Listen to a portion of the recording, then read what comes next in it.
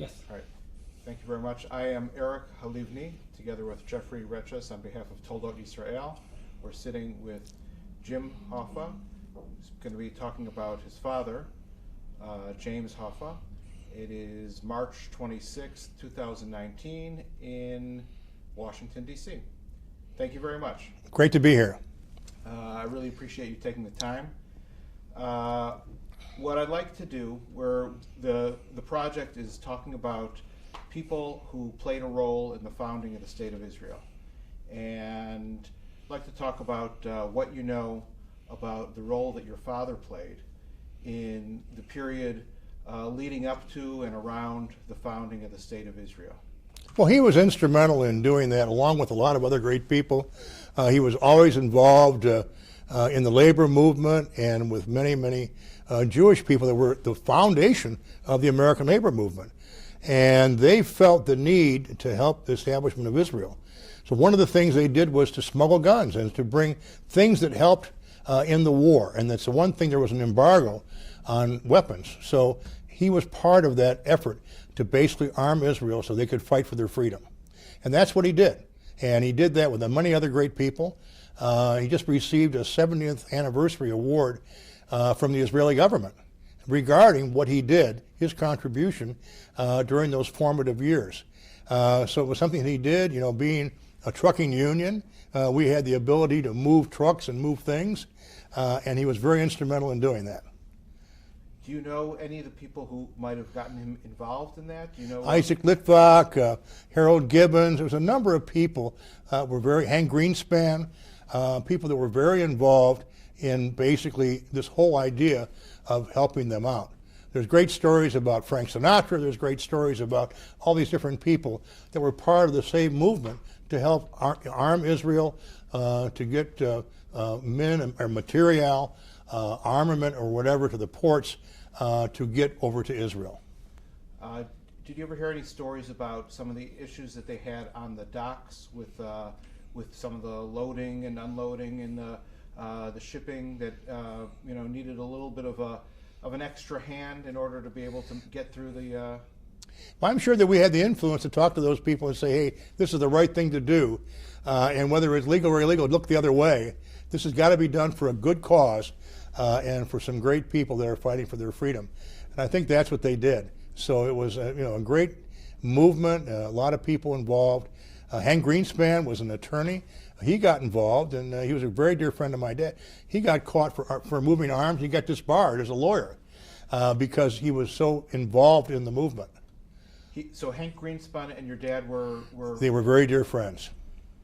And that was because Hank was out in Las Vegas. That's right. He had the Las Vegas Star, Sunset movie. Yeah. He had a newspaper. Yeah. He's very dear friends. Do you think that he was in that he requested any of these things from your father? No, I think they worked together. I didn't think they requested. I think that they basically felt the need, along with Isaac Litvak, who was another fellow who was very involved in the movement to establish Israel. Was a good friend of my dad's in Michigan, one of the locals there, and all this had connections to him, and also the fact that all this came together for Israel, and then basically later on he established an orphanage there in 1956. How did that come about? Well, basically, again, so much a movement, very pro-Israel, and then once they were established, they had, the UN did what they did. They basically moved on, and in 1955 they had a big fundraiser, and so many people came there, and they basically were involved in raising money, and they raised $500,000, and then they built this orphanage in Israel. And it was something needed at the time and very, very important. And then right after that, my dad and I didn't go, my sister and a delegation went to actually visit and dedicate the orphanage. Wow. Did your dad talk about Israel at all? Oh yes, he talked about the trip. He enjoyed the trip. I mean, it was something that was very important in his life. He used to, we didn't talk so much about moving the guns, because I was a kid. This is 1948, and so I have no memory of that. I know what has been written, But I do remember, the orphanage and the big dinner and the things that they did there. It was very, very important, and it was a monumental effort.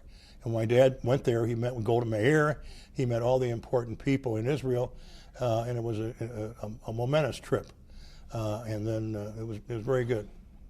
How did your father's role in being involved in these things, how did it impact you on the way that you relate to Israel? Well, I feel that Israel is our only dear friend, in the Middle East. I mean, it's a true democracy. I visited there. I'm impressed with the people, their dedication, and it is a democracy. There are so many people there, from Syria to Lebanon, to everybody knows what's going on there, especially the current thing where there's bombing and rockets being sent. I think that they're really a beacon of hope for the Middle East. So I'm very pro-Israel, and I believe in what they've done. I probably have that because of my father and what he did. And plus, in 2008, I had a chance to visit Israel, and I met with Bibi. I met with everybody that was there, and I was very impressed. What kind of message do you think for Americans to feel and to understand based on the support that Americans have given to Israel from before it was founded on through now? What do you think that is there any other message that you think that is there, or something else that you would?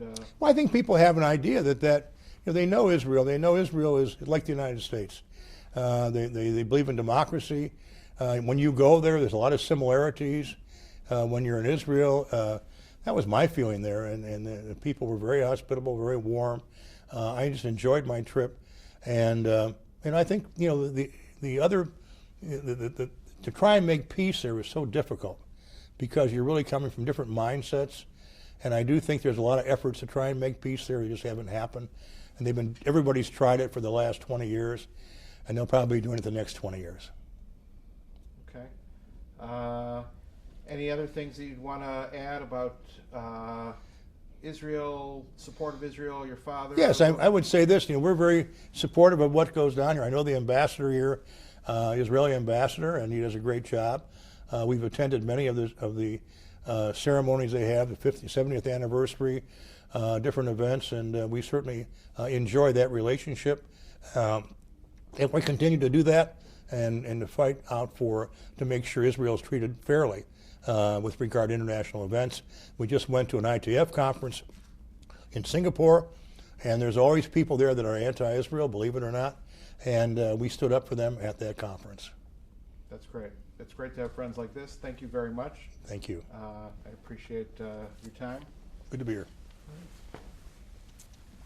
Thank you. Thanks a lot. Did you get a picture? I did get a picture for you, yes.